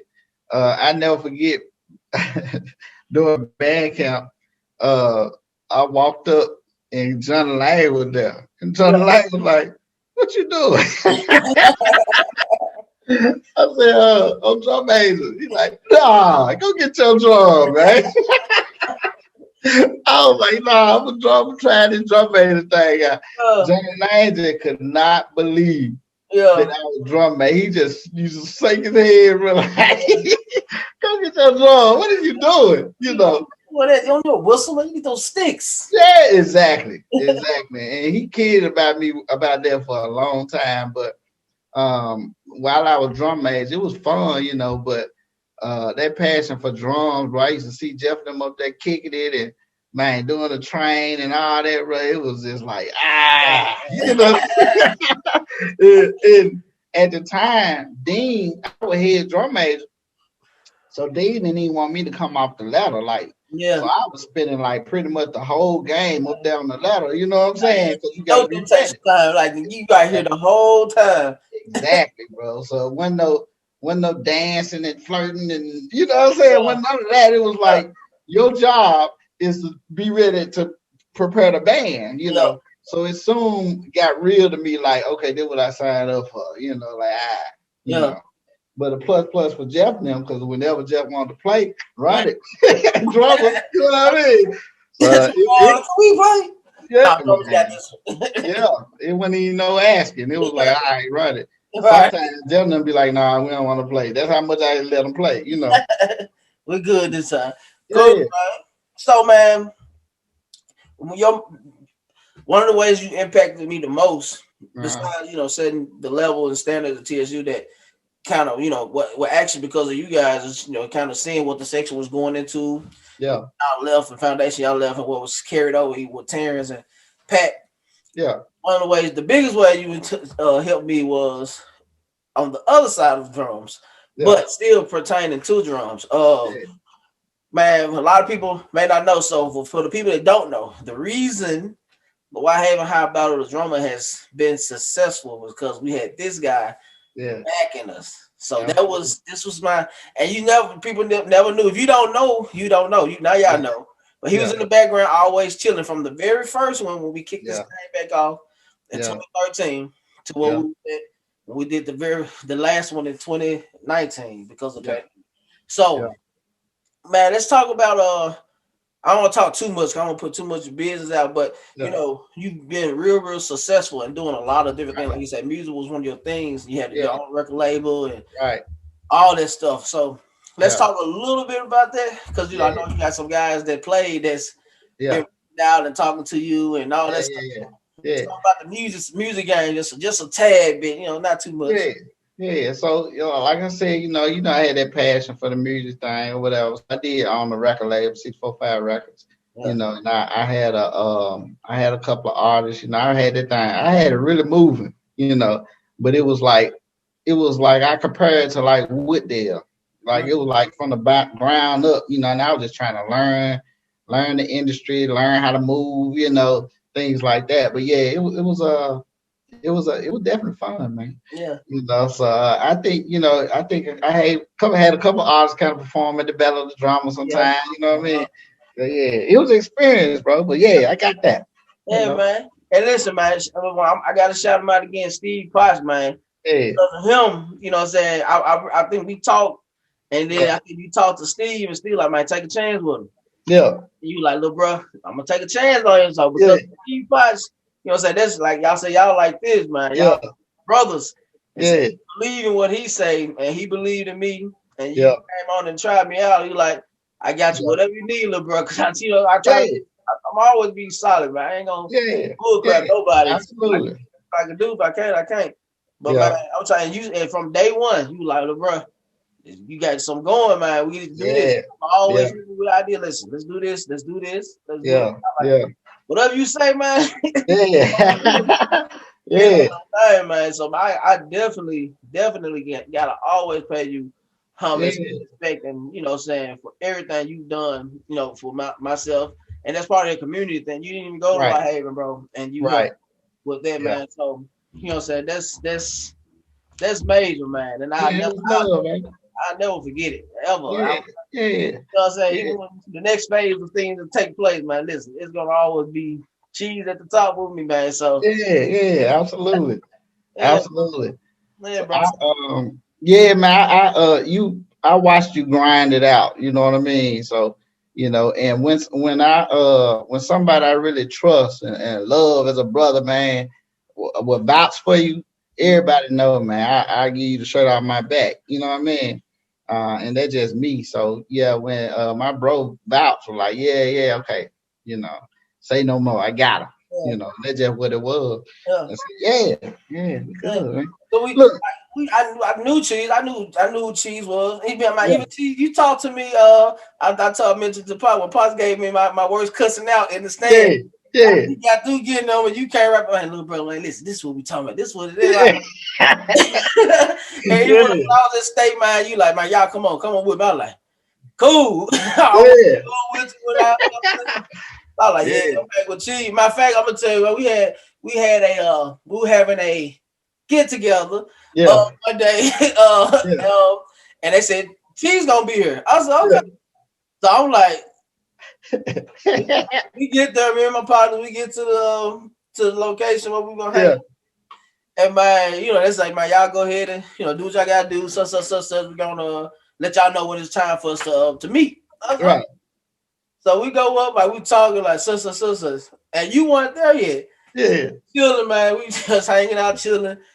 And then they're like, man, y'all get up. I'm like, all right. So we get up and we walk in. That joke was fun. That was the best hanging out time that I had, because when nothing crazy happening, we was just there, and it never, the meeting never officially started. Because when you walked in, everything went like that. Cheese just ninja. You just talking about you. Like, oh, okay. This stuff my life, man, dude. When we got through, man, we were like, dude, that joke was straight.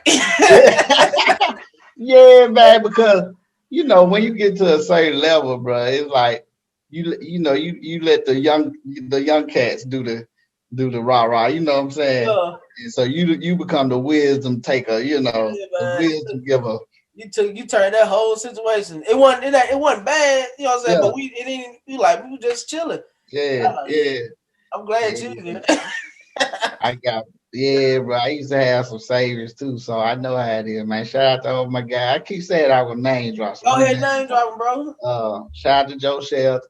Shout out to Corey Matt, my brother, man. Corey Matthew, man. Let me see who I Lee, Chip Davis, man. Them guys, right? And Vertus, even, you know, Vertus kind of before me, so he's like a big bro too. And them guys kind of was like putting their hand around us, like, this what we need to do, this how we need to do it, you know, etc. So they kind of bred a little life into us. Big brother Carl, man, I gotta say Carl, man, my guy.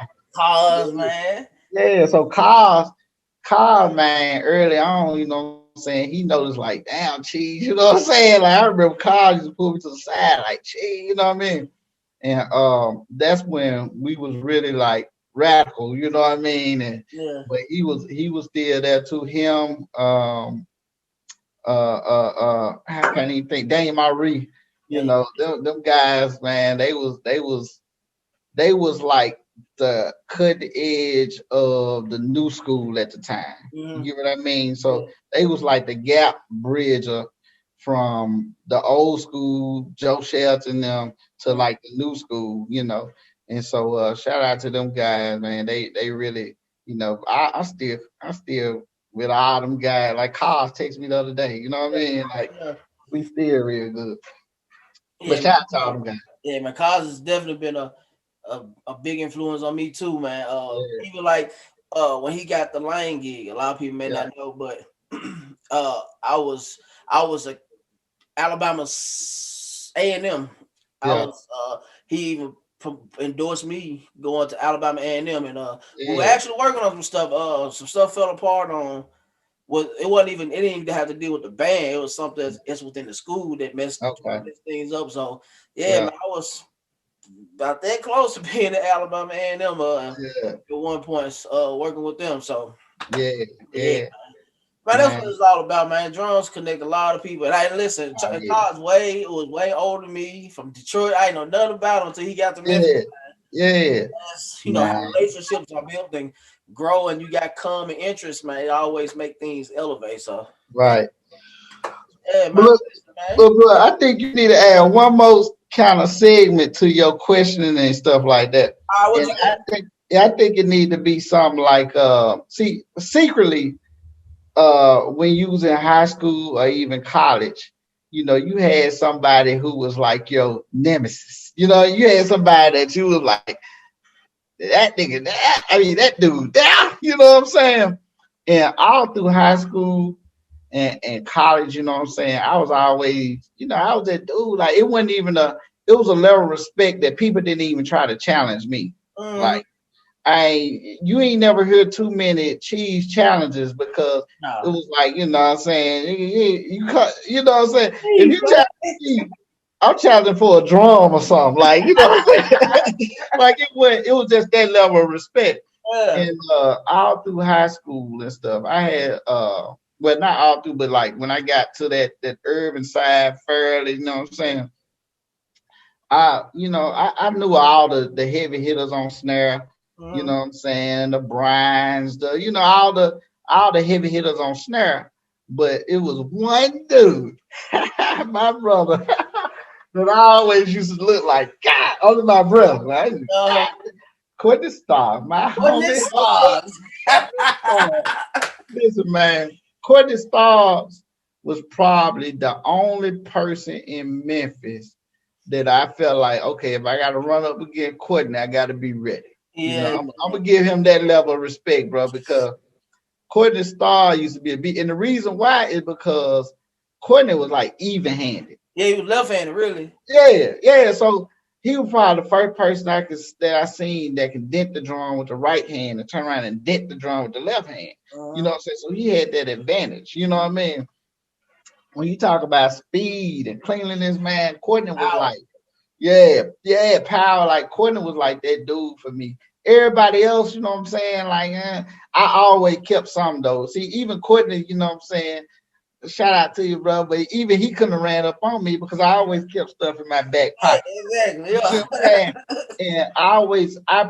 And you could ask Paul Benson because he used to come. We used to have these little chop sessions, bro. I need to pull up some of them tapes, before he went to Jackson and all that. We used to sit in my room, bro. We used to just be chopping, and I'd be showing him stuff, and he'd be like, God, that. And I was always keeping stuff because I knew I was a heavy hitter and people were gonna be coming at me. You know what I'm saying? I wanted something in my back pocket where these folks couldn't see me on. You see what I'm saying? So I was on the hybrids and stuff before that was even the thing. Like, hybrids went out there like that, you know what I'm saying, really up in while I was in college, you know what I mean? And so but Courtney, bro, he had that level of respect. Like, I was like, I could hear about other people and all that, and I see him playing, I'm like, nah, you don't want to see me, but Courtney always beasted out to me, man. Like, that was the dude right there. Courtney Starr was a bad dude, man. My cousin is the reason I got into marching band in general. And he was a bad boy. So he went to Westwood too. His name is Curtis Knowles. Okay. I interviewed him, man. He graduated. He came out of high school in '97. So I'm gonna look, but he was sexually at Westwood from, I want to say, his 10th grade year till he left school. Courtney Starr shouldn't. I know Courtney know him. Willie Armstead. They call him Crazy K. But that's who got me into band, man. I remember him talking about Courtney when because he had Eric Newberg. Yep, I know. Like best friend.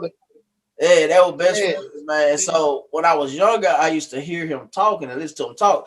I used to always want to go and be around. That was my first mentor. I probably want to interview my cousin. I thought about it today. Yeah. For the older heads, man, back in the early 90s, mid 90s, and all that stuff. So he was always talking about Courtney, man, and it's a tape that Kyron had when they was in the pit. Yeah. I don't know who he was playing against. Yeah. But, man, Courtney was playing something, man, and somebody else playing something. Courtney just, I like, oh my God. Man. Listen, bro, Courtney used to beast, man. Him, Jeff, and all that, but I ain't care who he was. He had to earn it at state. Yeah. He had to earn it at state. Like I wasn't playing with him. But see, by my sophomore year, I'm gonna be honest, bro, I got so cocky, like I wasn't really even practicing. I'm just gonna be, you know what I mean? Like, but I would come to band practice late and everything. Like I just had the wrong mindset, you know what I'm saying? But when I became sexually like, these folks weren't seeing me. And when I found out Courtney was coming over to TSU, I'm like, he gonna have to earn that. You know, that was one of the things that was big about me. You had to earn it, you know. And a lot of them guys, shout out to like Lil Turns, you know what I'm saying? Yeah. TP Turn Perkins. I was gonna put him on tenor. So little. Yeah. He can't be cheating, man. I can't play tenor, man. I always play bass. I told him, don't put the bass drum down. I don't care where you go. You got to keep that bass drum. Yeah. You know what I'm saying? Bro, that man held that bass drum wherever he went, however he earned this. And John Jordan, JJ, shout out my homie, man. Like a couple of people on the line, I was literally trying to break. I heard about JJ. You had him on the fifth. I heard about him. Yeah. I literally was trying to break like JJ. A couple of dudes. It's just because back then you had your mindset of what your ideal bass drummer looked like, what your ideal snare player. You see what I'm saying? Yeah. And if you didn't fall within that ideal person playing that drum, you know, we was gonna try to put you where we felt like you needed to be to fit in, right? And so I was making them guys earn it.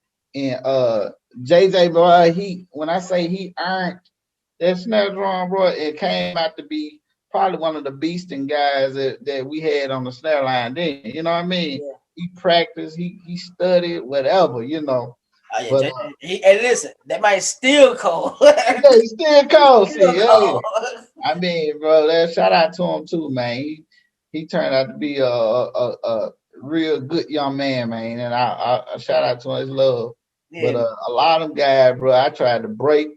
You know what I'm saying? I tried to break Courtney, Chicken. Shout out to Chicken, man. All them dudes, bro. I was trying to break them. You know what I mean? But they had a level of respect for me, and they knew they had to earn. It wasn't just no walk on. It was an earn. Yeah. You feel me? And so all them guys, I made them step. Jeff, you know, like Jeff.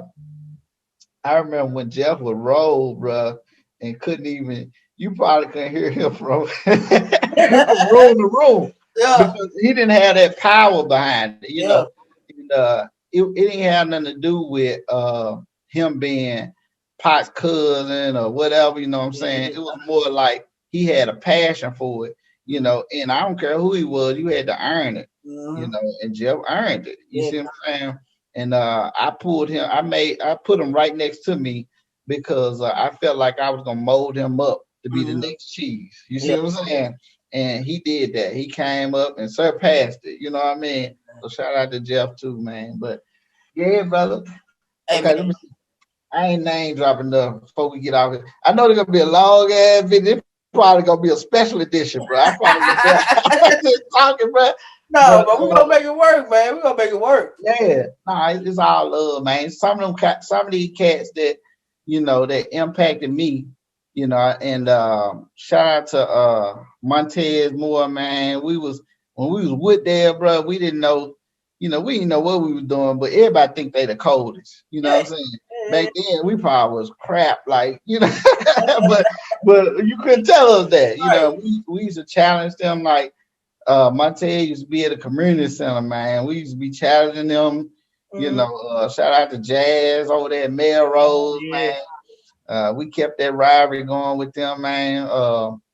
Man, I know I'm missing a lot of bro, but I ain't forget all y'all, man. We all still good to this day, bro. Yeah. And they all, the level of respect that everybody have for me, bro. I'm telling you, I don't even know too many people that would even step to me on that drum back then, bro. I'm gonna say you or Potts. Yeah. Steve. What Yeah. about stepping to Steve either, man?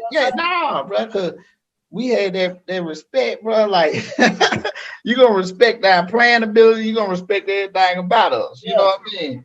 And shit, that's what it was, man. But yeah, Potts, man, my bro, man, if Potts was the fly on the wall, he was a fly on the wall. he got way so many stories, bro. But we was like, bro, peas in the pie, bro. All them guys, even before that, Draymond, Corey, Quan, Huda, all them some of my best guys right now, man. You know what I'm saying? I do anything for, really all of them, but yeah. For sure. Man.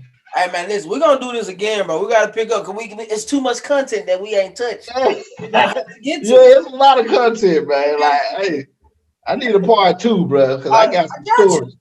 I got you, bro. I promise I got you, man. I got you.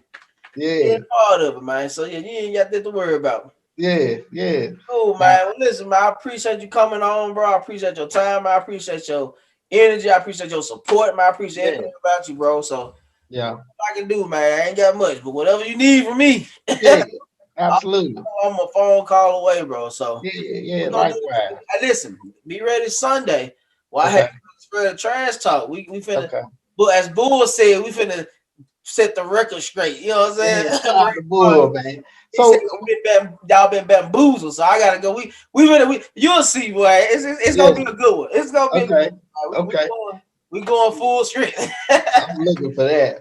So that rivalry still there? Fair to what happened? Is it there? Oh, okay. He ain't went nowhere. Okay. Ain't going nowhere.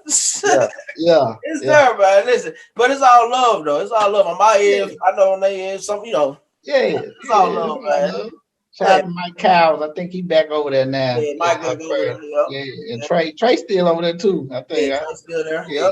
South Fairley. Y'all call me, man. South Fairley, baby. Hey, man, listen. Man, we'll talk, man. Travis Pickens, man, he been talking crazy too, man. Yeah. Shout out my brother, man. He know what it is. We're gonna take care of that, man. We're gonna set the record straight. Man, listen, all right, I'm looking out for it. Man, I know they gonna hold it down. I ain't even work. And even in the beginning, I was showing hospitality. I ain't even go with you, bro. I had a couple of spots I was gonna go back into. I'm like, no, man, I ain't gonna. That's cheese, man. I'm gonna let them slide on this one. Yeah. Okay. Part 2. I know you do some edits though. I'll be looking out for it. Listen, I ain't gonna do too many. I'm just gonna showcase the Tennessee State. But I might put one right here. Yeah. But we gonna figure it out, bro. Yeah. So, man. But listen, bro, I appreciate you once again, man. We gonna definitely again. For the rest of y'all, Chop Nation, man. Chop Nation. Yeah. Absolutely. Always remember, the chops don't stop. The chop don't stop, baby. Yeah, right.